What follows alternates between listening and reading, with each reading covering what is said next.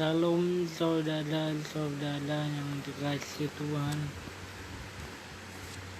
Pada hari ini saya akan menyampaikan Injil Kristus yang menerangi, mengubah hidup kita, perjalanan hidup kita dalam menanti kedatangan Kristus kedua kali dalam channel YouTube Extending Grace, menyebarluaskan kasih karunia. Pada bulan-bulan ini kita telah memasuki bulan minggu-minggu sengsara, memperingati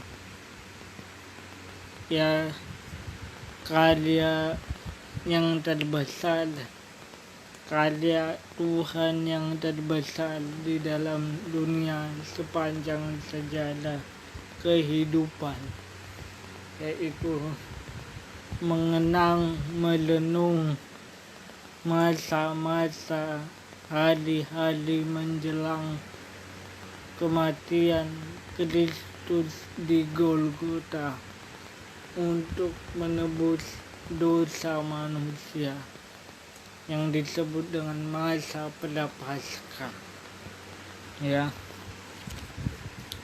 Dan tema kita di Prapaskah tahun ini adalah Getsemani.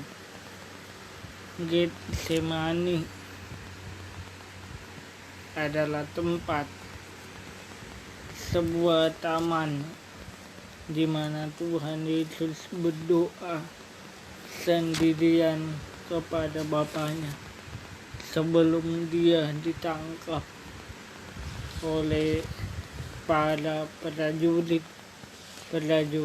Romawi atas perintah Yudas Iskariot yang mengkhianatinya dengan ciuman. Ya, kita akan buka peristiwa Getsemani yang tercatat di dalam Matius 23 ayat 36 dan 46. Matius 23 ayat 36 sampai 46. Ya.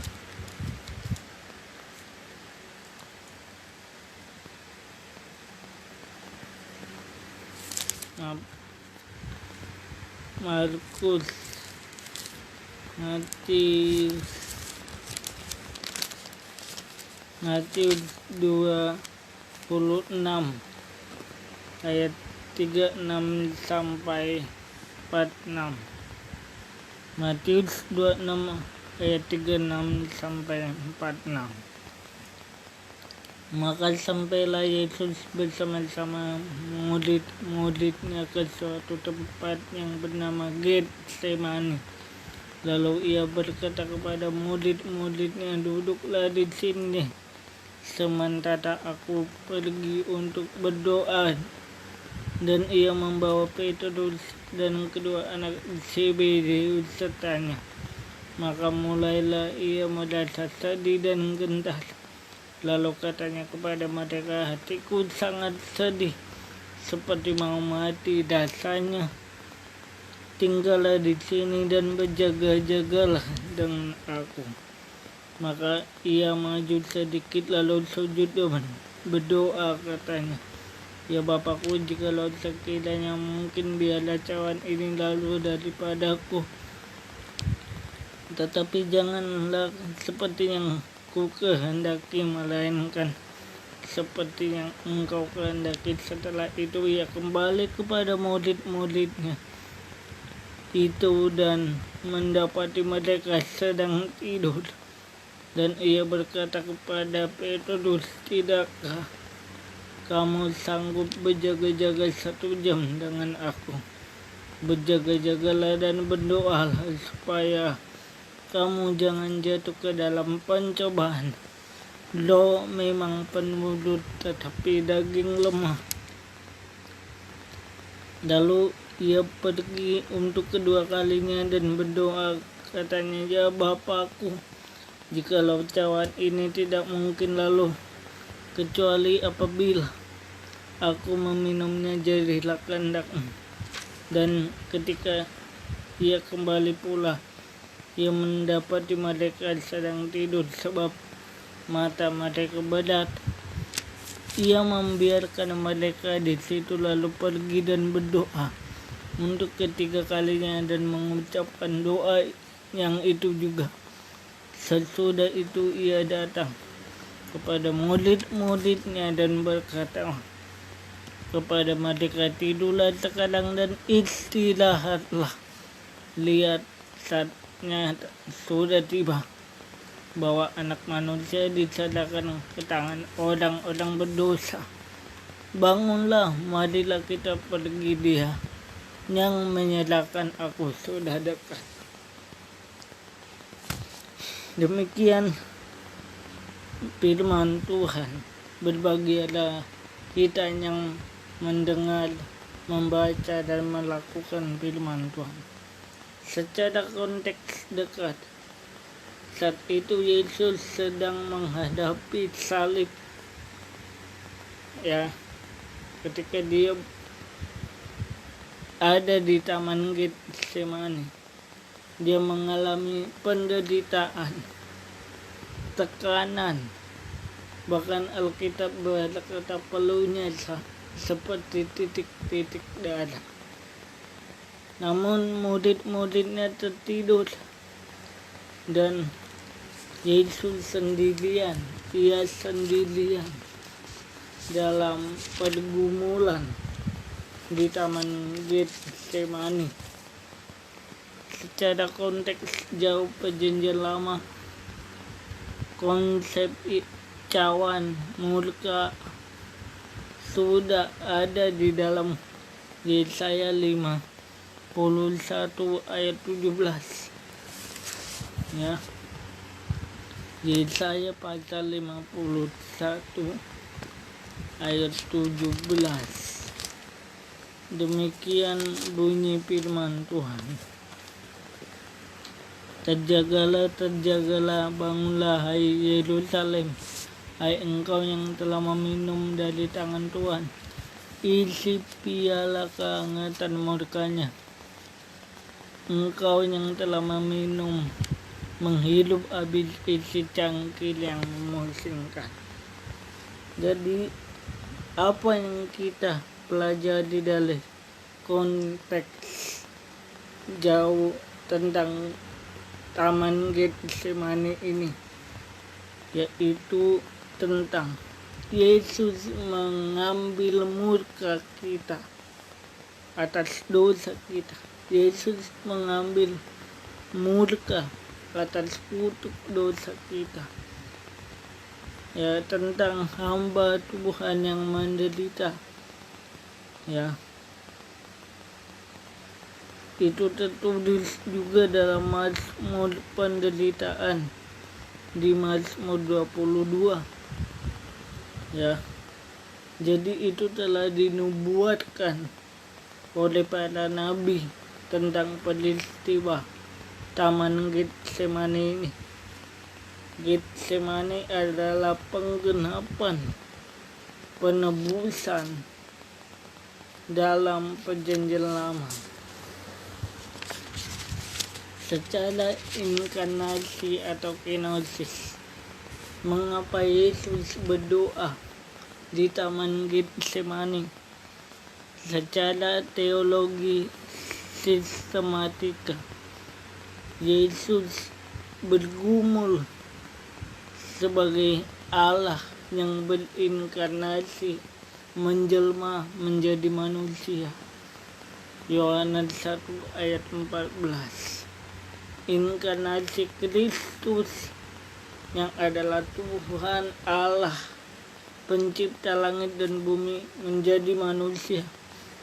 Dia juga turut sungguh merasakan rasa takut, sedih, dan tekanan. Artinya semua yang dirasakan manusia akibat dosa dialami oleh Yesus, dirasakan oleh Yesus secara kenosis. Filipi 2 ayat 6 dan 8 dikatakan, yang walaupun dalam rupa Allah tidak menganggap kesetaraan dengan Allah itu sebagai miliknya yang harus dipertahankan, melainkan telah mengosongkan dirinya dan mengambil upah seorang hamba dan menjadi sama dengan manusia. Dan dalam keadaan sebagai manusia, ia merendahkan dirinya dan taat sampai mati, bahkan mati di kayu salib. Kristus telah mengosongkan dirinya, tidak menggunakan sifat keilahiannya, kealahannya. Ya, di sini kita melihat Minggu Sengsara bukan hanya mengenang kematian Yesus secara fisik, tetapi kemenangan atas diri sendiri, kemenangan atas menyangkal diri sendiri, mengosongkan diri sendiri, ya, tidak lagi berjalan dengan kehendak sendiri, tetapi berjalan atas kehendak Allah.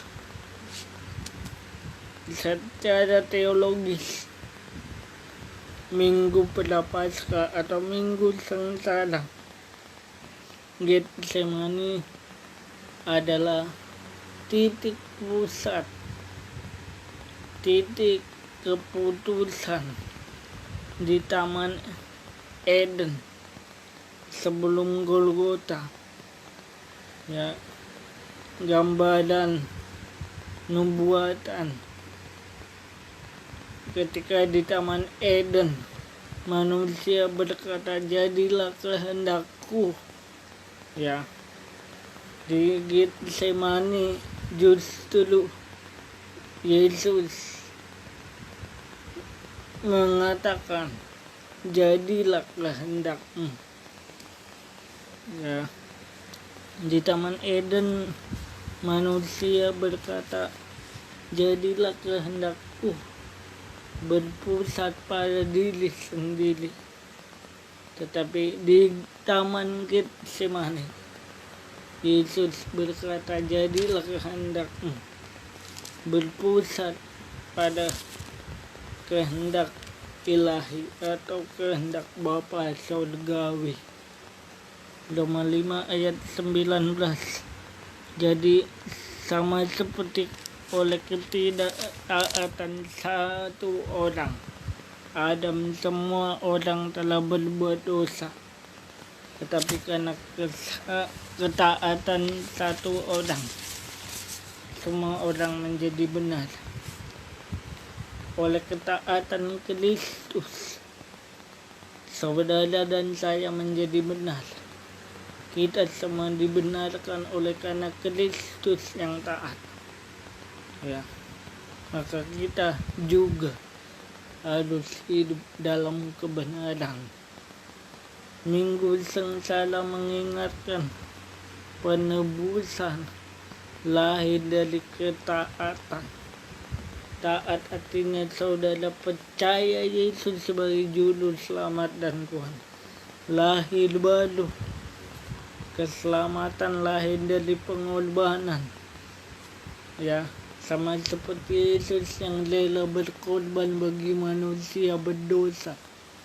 Tuhan mau kita yang sudah menerima hidup yang kekal, telah selamat, telah diampuni, telah dikuduskan, disucikan, hidup dalam pengorbanan. Kasih diuji dari ketekunan dalam ketaatan. Sudahkah kita hidup dalam kasih dan tahan uji, taat kepada perintah Tuhan, taat kepada kehendak Tuhan? Aplikasinya bagi kita dalam mempelajari Getsemani pada hari ini. Yang pertama, untuk pribadi. Dalam kehidupan pribadi kita sering merasakan, mengalami taman Getsemani. Setiap daripada kita manusia mengalami dan merasakan, memiliki Getsemani dalam hidupnya. Entah itu pergumulan, tekanan, kekecewaan, ketakutan, dan keputusasaan. Ya, terlebih dalam mengambil keputusan yang sulit. Ya, tapi ingat, di pelajaran pertama tentang Getsemani ini mengajarkan juga untuk kita berkenosis, mengosongkan diri, datang kepada Tuhan dalam doa, ya, menyerahkan semua hidup kita, totalitas hidup kita kepada Tuhan, supaya kita cakap untuk melakukan segala sesuatu. Berdoa kepada Tuhan seperti Yesus berdoa kepada Bapa untuk mengambil suatu keputusan di dalam hidup ini. Jujur dalam pergumulan kita, apapun masalah kita, tantangan, rintangan, pergumulan, sakit, penyakit, Getsemani ini mengajarkan kita jujur dalam hal berikut ini. Belajar untuk berkata, jadilah kehendakmu, bukan kehendakku. Artinya Tuhan mau kita berjalan dalam kehendak Dia, bukan kehendak kita. Ya, ketika Tuhan memerintahkan kita untuk berjalan di jalan yang ada huruf A, berjalanlah di dalam jalan yang ada huruf A. Ketika Tuhan mengatakan saudara dan saya berjalan di huruf B, berjalanlah di huruf B. Ya, jangan memberontak. Ya, jangan menyangkal, menyanggah. Kosongkan diri saudara. Tuhan, ini aku, utuslah aku. Ya, apa aplikasi bagi pribadi kita? Ya, kalau bagi pribadi kita masing-masing, pada Paskah atau khotbah Getsemani ini mengajarkan kita untuk rendah diri, rendahkan diri, meninggalkan dosa, meninggalkan kedagingan, ya, menyerahkan hidup kita sepenuhnya kepada Tuhan Yesus Kristus.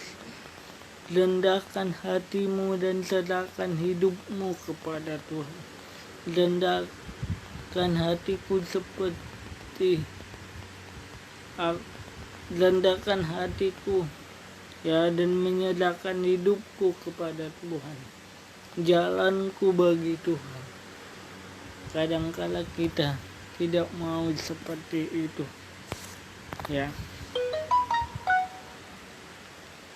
Dalam rumah tangga nih, bagi saudara, bapak, ibu, yang sudah berkeluarga, pemirsa, penonton di rumah yang sudah berkeluarga, yang sudah berumah tangga.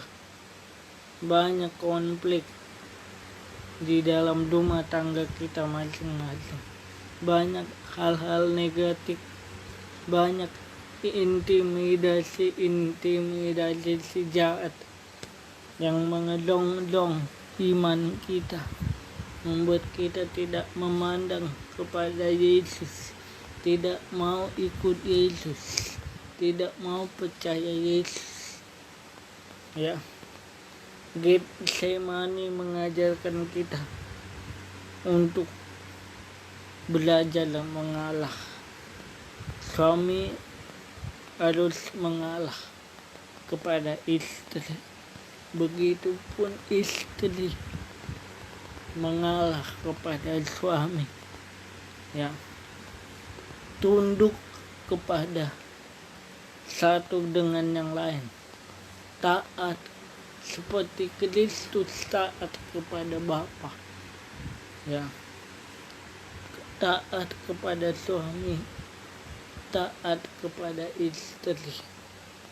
Jangan hanya mau-maunya doang. Ya,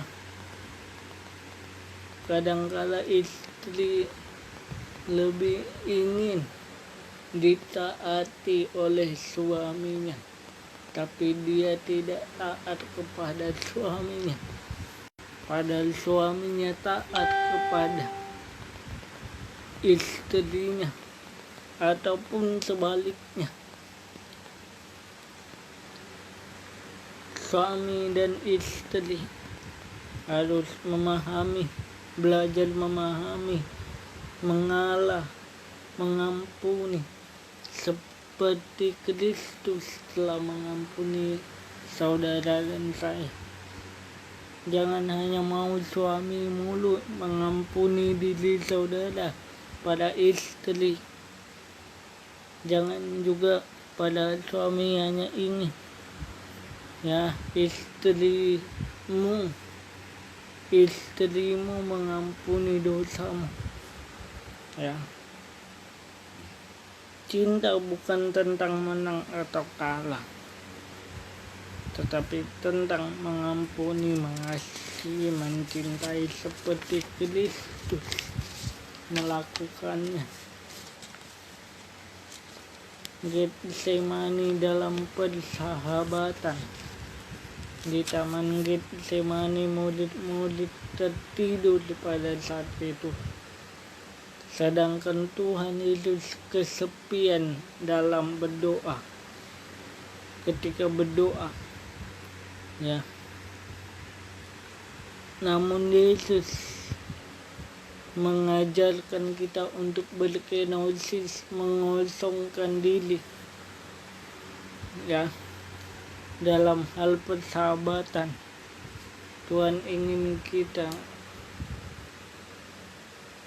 tidak egois, tidak tinggi hati atau sombong, tidak angkuh, mau mendengar, bukan hanya ingin didengar, mau mendengar, bukan hanya ingin selalu didengar, setia dalam segala sesuatu. Ya, entah dalam kesulitan kah, sukacita kah, kesenangan kah, sakit penyakit kah, tantangan rintangan kah, setia seperti Yesus setia mengikuti kehendak Bapa sampai mati di kayu salib.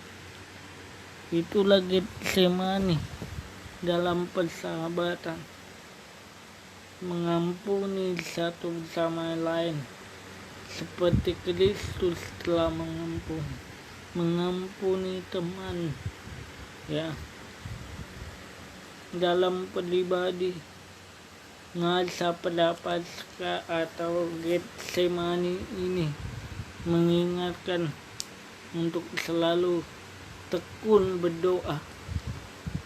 Lebih dari itu, Tuhan ingin kita juga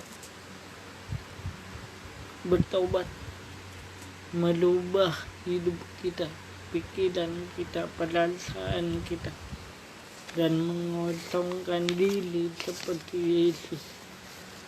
Ya. Yesus tidak memanggil kita hanya untuk mengagumi Getsemani. Ya. Tidak hanya mengetahui sejarah Getsemani dalam sejarah Alkitab, tetapi Tuhan Yesus melalui pembelajaran ini mengajarkan kita untuk menghidupi Getsemani, karena setiap murid Kristus akan berkata, ya, bukan kehendakku ya Tuhan, tetapi kehendak-Mu lah yang jadi. Marilah kita berkata, bukan aku, bukan tentang aku, bukan kehendakku, melainkan kehendak-Mu yang jadi. Bukan tentang diriku, melainkan tentang Tuhan yang hidup di dalam daku. Marilah kita belajar, saudara-saudara pemirsa Extending Grace, untuk menyongsong kedatangan Kristus kedua kali. Getsemani ini mengajarkan untuk kita belajar mengosongkan diri, ego kita dikosongkan. Jangan egois, jangan tinggi hati. Ya, menyerahkan hidup kita, pikiran kita, kehendak kita kepada Tuhan, dan mengasihi dengan pengorbanan, kenosis, jalan untuk kebangkitan. Getsemani, jalan untuk kebangkitan. Biarlah renungan firman Tuhan pada hari ini dapat membuat kita semakin tertuju kepada Yesus, dan hidup kita diubah, dibentuk dari hari ke hari sampai Yesus datang kedua kali. Terima kasih, Tuhan memberkati.